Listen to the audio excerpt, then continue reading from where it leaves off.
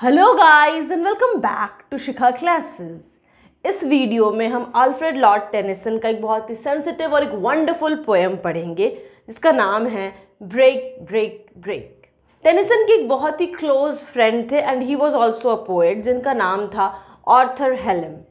उनके डेथ के ठीक 2 साल बाद टेनिसन ने ये पोएम लिखा था और ये पब्लिश हुआ था इन द ईयर 1842। इस पोएम को हम एक एलेजी भी कह सकते हैं क्योंकि एलेजी एक उस टाइप का पोएम होता है जिसका सब्जेक्ट मैटर होता है कि किसी के डेथ पर, किसी के लॉस को कोई मोर्न करता है, उसका कोई शोक मनाता है। वैसे टेनिसन का एक बहुत लार्जर वर्क भी है that is also an elegy, मतलब वही फ्रेंड के मरने पर उन्होंने उस कविता को भी लिखा था, that is in memoriam AHH। इस पूरे पोएम को 4 स्टैंजा में डिवाइड किया गया है और हर एक स्टैंजा एक क्वाट्रेन है, मतलब कि हर एक स्टैंजा में 4 लाइन्स है। So there are 16 lines in this poem.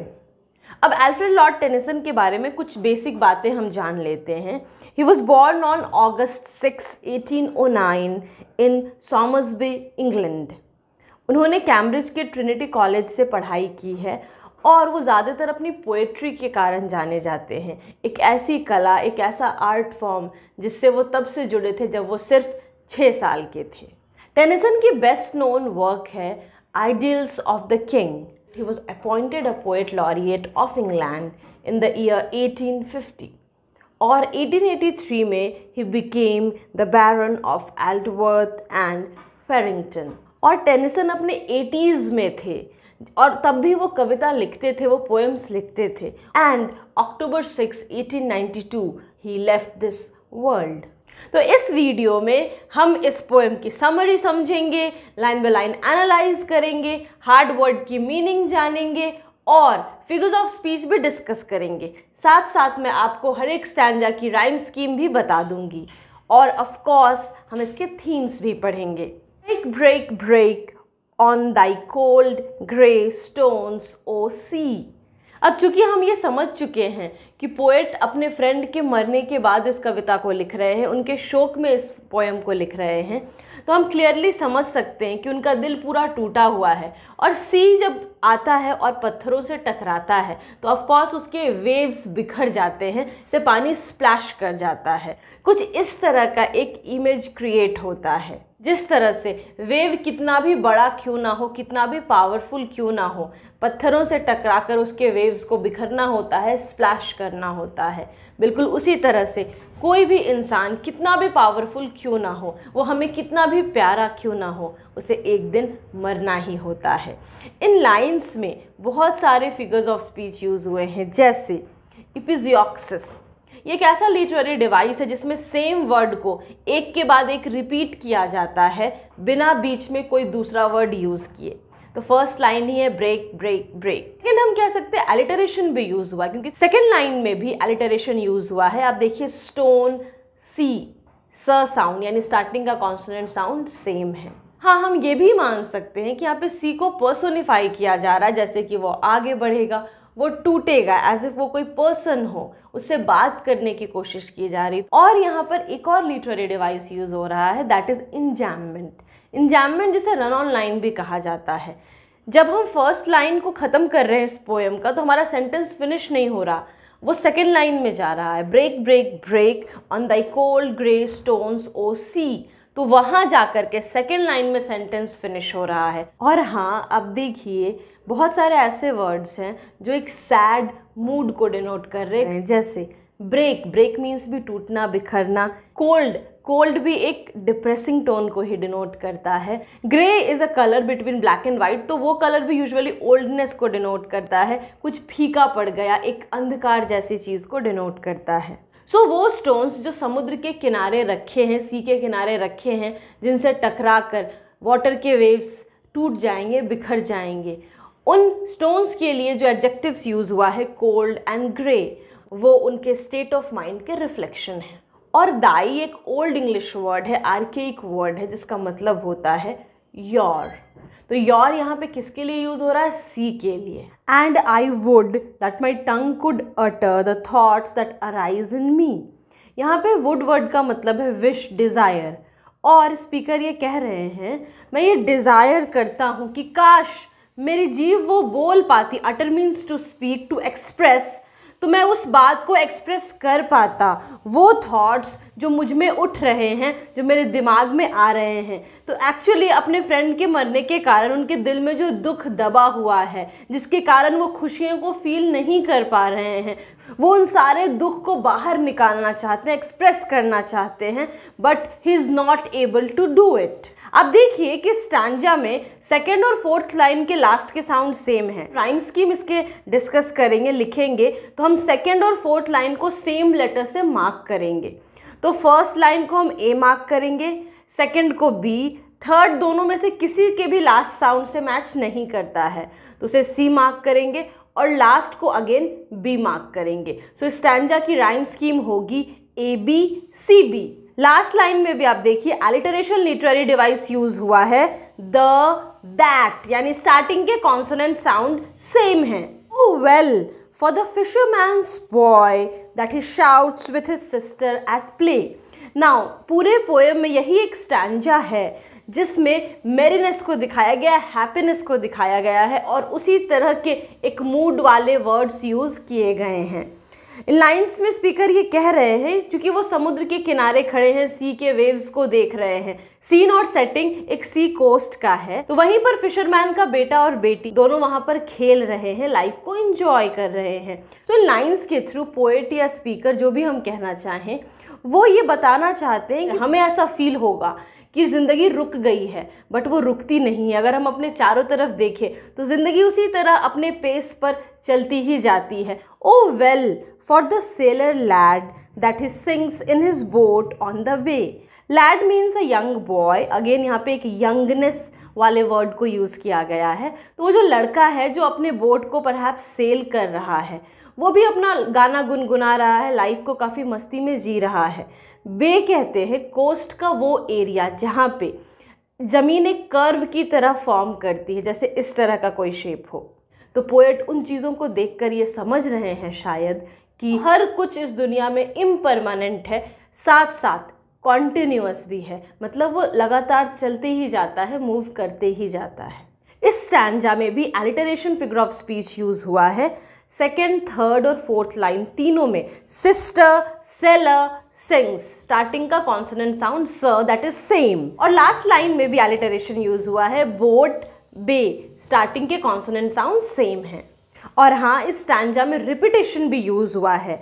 अब देख लीजिए फर्स्ट और थर्ड लाइन के स्टार्टिंग के कुछ वर्ड्स रिपीट हो रहे हैं, ओ वेल फॉर द, और थर्ड लाइन भी वैसे ही स्टार्ट हो रहा है। और सेकेंड और फोर्थ लाइन में भी दैट ही, दोनों वर्ड्स रिपीट हो रहे हैं। एजोनेंस भी यूज़ हुआ है। एजोनेंस एक ऐसा लिटरेरी डिवाइस है जिसमें वर्ड्स के अंदर के वॉवेल साउंड सेम होते हैं, जैसे विथ ई साउंड है, हिज ई साउंड है, एंड देन सिस्टर उसमें भी ई साउंड है। उसी तरह से प्ले, सेल, ए साउंड सेम है। और लास्ट में आप देखिए सिंग में ई, इन में ई और हिज में भी ई। हम ये भी कह सकते हैं कि इस पोएम में जक्सटापोजिशन लिटरेरी डिवाइस यूज़ हुआ है।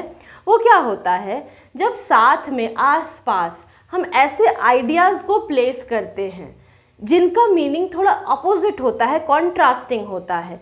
तो फर्स्ट स्टैंजा में सब कुछ बिखरने की बात हुई थी, टूटने की बात हुई थी, और आगे थर्ड और फोर्थ स्टैंजा भी लगभग वैसा ही है।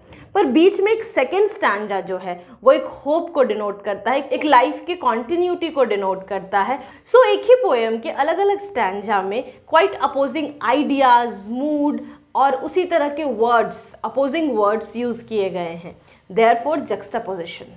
Now here is the third stanza, and the stately ships go on to their heaven under the hill।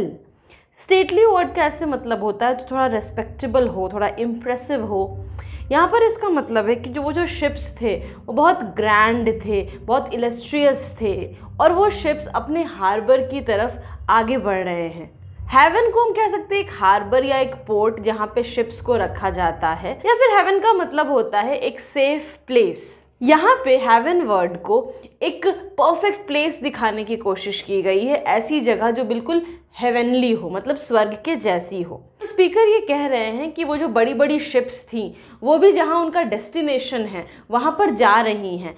ये एक ऐसा काम है जो पहले भी होता था और अभी भी कंटिन्यू कर रहा है, वो चेंज नहीं किया है। But O for the touch of a vanished hand and the sound of a voice that is still. But speaker ये कह रहे हैं लेकिन दुख की बात ये है कि कुछ चेंज कर गया है। जैसे एक हाथ जिसके टच को मैं बहुत मिस करता हूँ, मुझे बहुत याद आती है, वो टच जो अब दोबारा मैं कभी फील नहीं कर पाऊँगा। क्योंकि इस पोएम को पढ़ के एक चीज़ तो क्लियर है कि जो स्पीकर हैं उनका एक बहुत करीब कोई मर गया है, तो जाहिर सी बात है कि अब वो उस इंसान को फील नहीं कर सकेंगे, उसके आवाज़ को सुन नहीं सकेंगे। The sound of a voice is still, वो आवाज़ जो अब ठहर सी गई है, जो अब दोबारा इनके कानों में नहीं गूंजेगी। इस स्टैंजा के थ्रू, इस क्वाट्रेन के थ्रू स्पीकर ये कहना चाह रहे हैं कि नेचर में बाकी चीज़ें शायद नॉर्मली हो रही हैं। इन्हें समझ नहीं आ रहा है कि जब मैं इतना दुखी हूँ किसी के जाने से, बाकी चीज़ें इतनी खुश कैसे हैं। लेकिन साथ साथ इस बात को भी वो समझ रहे हैं कि मेरे दुख से किसी और को फ़र्क नहीं पड़ता, दुनिया इस दुख से खुश होना नहीं छोड़ देगी, दुनिया आगे बढ़ेगी, नेचर आगे बढ़ेगा। या फिर हम ये भी कह सकते हैं कि स्पीकर शायद ये कहना चाह रहे हों कि वो इंसान जो मरे हैं वो शायद एक अपने परफेक्ट प्लेस पर चले गए हैं, हेवन में चले गए हैं। बाकी के स्टैंजा की तरह इस स्टैंजा में भी आप देखिए सेकेंड और फोर्थ लाइन के लास्ट के साउंड सेम हैं, हिल, स्टिल, तो हम उसे सेम लेटर से मार्क करेंगे। तो फर्स्ट में ऑन एक अलग साउंड है, उसे हम ए लेटर से मार्क करेंगे। सेकेंड और फोर्थ लाइन को हम बी भी मार्क करेंगे और थर्ड लाइन को हम सी मार्क करेंगे। तो इस स्टैंजा की भी राइम स्कीम होगी ए बी सी बी। पूरे पोएम के हर एक स्टैंजा की यही राइम स्कीम है। इस स्टैंजा में भी इंजैममेंट यानी रन ऑन लाइन यूज हुआ है। इस स्टैंजा के फर्स्ट और सेकेंड लाइन को आप देखिए, फर्स्ट लाइन में सेंटेंस फिनिश नहीं हो रहा है, and the stately ships go on to their haven under the hill, ये पूरा सेंटेंस है। क्योंकि ये दो लाइन में रन ऑन कर रहा है इसलिए इंजैममेंट यूज हुआ है। ऑल्सो एजोनेंस भी यूज हुआ है, वैनिश हैंड, तो वै है, that vowel sound is same. Also इस स्टैंजा में एलिटरेशन यूज हुआ है सेकेंड लाइन में और फोर्थ लाइन में।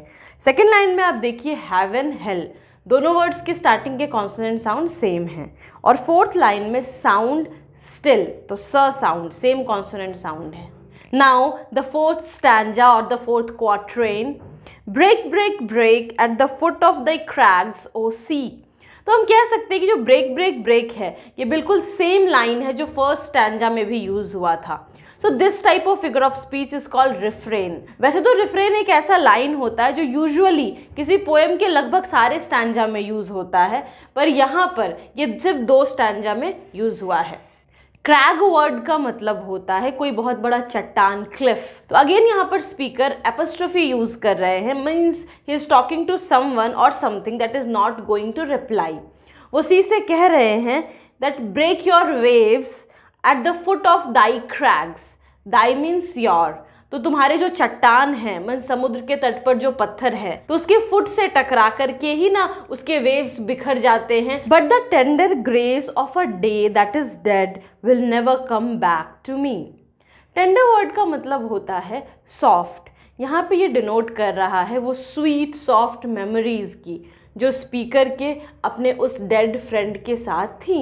यहाँ पे ग्रेस वर्ड का मतलब है दैट ईज, दैट हैप्पीनेस जो स्पीकर अपने उस फ्रेंड के साथ फील करते थे। वो फ्रेंड जो अब इस दुनिया में नहीं है। ये दुनिया तो अपने तरीके से चल ही रही है, सी भी अपने वेव्स को उसी तरह से पत्थर पे जाके टकरा रही है, सब कुछ नॉर्मली हो रहा है, लेकिन मैं दोबारा अपने उस फ्रेंड को कभी मिल नहीं सकूंगा। स्पीकर ये कह रहे हैं कि वो दोस्त जिसके साथ मैंने इतनी सारी खुशियों के पल बिताए वो अब मर चुका है और वो वापस लौटकर अब कभी भी नहीं आएगा। अगेन इस स्टैंजा में भी एलिटरेशन यूज हुआ है। थर्ड लाइन में आप देखिए डे, डेड, स्टार्टिंग के कॉन्सोनेंट साउंड सेम है। ऑल्सो इंजैममेंट यानी रन ऑन लाइन भी यूज हुआ है फर्स्ट और सेकेंड लाइन के बीच और थर्ड और फोर्थ लाइन के बीच। सेम सेंटेंस है, मतलब जो सेंटेंस ब्रेक ब्रेक ब्रेक पे शुरू हो रहा है वो जाकर ओ सी पे फिनिश हो रहा है। The sentence is running on from first line to second line. और जो सेंटेंस थर्ड लाइन में बट से शुरू हो रहा है वो जाके फोर्थ लाइन के लास्ट में फिनिश हो रहा है। रिपीटेशन भी यूज़ हो रहा है क्योंकि फर्स्ट स्टैंजा में भी सेकेंड लाइन में लास्ट में ओ सी यूज़ हुआ था और यहाँ पे भी वही रिपीट हो रहा है। नाउ इस पोएम को हम समराइज कर लेते हैं। इस पोएम में एक स्पीकर है जो सी शोर पे खड़ा है, एक समुद्र के किनारे खड़ा है जो कि एक बे के शेप में, मतलब वो जमीन का टुकड़ा कर्व्ड है, वहां पर खड़ा होकर वो समुद्र को देख रहा है, उसके वेव्स को पत्थरों से टकराकर बिखरते हुए देख रहा है और वो किसी के लॉस को मोर्न कर रहा है। उसका कोई अपना है जो मर चुका है और वो उससे बहुत दुखी हो रहा है और साथ साथ वो ये भी देख रहा है कि उसके दुख से बाकी लोगों को कोई असर नहीं पड़ रहा। बाकी जो फिशरमैन के दो बच्चे हैं, भाई बहन, वो दोनों आराम से खेल रहे हैं। एक लड़का है जो बोट सेल कर रहा है, बोट सेलर है, वो भी बहुत खुशी खुशी गाना गुनगुनाते हुए अपनी बोट को आगे बढ़ा रहा है। एक बहुत बड़ा शिप है जो अपनी मंजिल की तरफ जा रहा है, लेकिन स्पीकर जैसे कहीं अटक गए हैं। उनके जो अपना मर गया है उसकी यादों में वो खोए हुए हैं। वो दूसरे लोगों को खुश होते हुए भी देख रहे हैं, पर उनके लिए ये विटनेस करना बहुत मुश्किल हो पा रहा है क्योंकि अभी वो उस इमोशन को, उस खुशी को कहीं फील ही नहीं कर पा रहे हैं। जैसे बहुत सारे लोगों का ये मानना है कि टेनिसन खुद अपने लाइफ के बारे में अपनी फीलिंग्स को जैसे इस पोएम में एक्सप्रेस कर रहे हैं, that means perhaps he himself is the speaker. पर इस बात का कोई एग्जैक्ट एविडेंस हमें पोएम को पढ़कर नहीं मिलता है। ऑफ कोर्स हम इस पोएम को एक जनरल वे में भी देख सकते हैं। ये पोएम एक वैसे इंसान की फीलिंग को दिखा रहा है जिसने किसी अपने को खोया हो। इस पोएम के थीम्स क्या क्या हैं? First is loss and impermanence. जब हम पहली बार किसी अपने को खोते हैं, ऑफ कोर्स हमेशा के लिए, तब हम रियलाइज़ करते हैं कि इस दुनिया में कोई भी चीज़ परमानेंट नहीं है। हर कुछ मॉर्टल है, हर इंसान मॉर्टल है और इसलिए ये दुनिया इम्परमानेंट है, जहाँ पर सिर्फ एक ही चीज़ परमानेंट है and that is change. And the second theme is the difficulty of moving on, कि जब सचमुच में हमारे लाइफ में कुछ एक इतना सडन चेंज हो जाता है, उस इंसान के बिना सिर्फ उसकी यादों के सहारे आगे बढ़ना, खुश होना, इन सब चीज़ों में हमें बहुत मुश्किल होती है। सो गाइज, होप आपको ये पूरा पोएम अच्छे से समझ में आ गया हो और इसको समझने के बाद अगर आप मुझे फाइनेंशियली सपोर्ट करना चाहते हैं तो मेरे UPI ID का लिंक डिस्क्रिप्शन में दिया है, QR कोड भी यहाँ पर मेंशन्ड है। आप अपना डिजायर्ड अमाउंट उस पर सेंड कर सकते हैं। And if you have doubts feel free to mention it in the comment box below, या फिर आप मुझे फेसबुक पेज पर मैसेज भी कर सकते हैं, लिंक डिस्क्रिप्शन में दिया है। अब आप मुझसे इंस्टाग्राम पे भी कनेक्ट हो सकते हैं, उसका भी लिंक मैंने डिस्क्रिप्शन में दिया है। So in the next video with a new topic. Till then, keep smiling, have wonderful days. And if you like the video, hit the like button. Share this video with your friends. और अगर आपने subscribe नहीं किया तो subscribe कीजिए और बगल के बेल आइकन को प्रेस कीजिए ताकि जैसे ही मैं नया वीडियो डालूँ आपको नोटिफिकेशन मिल जाए।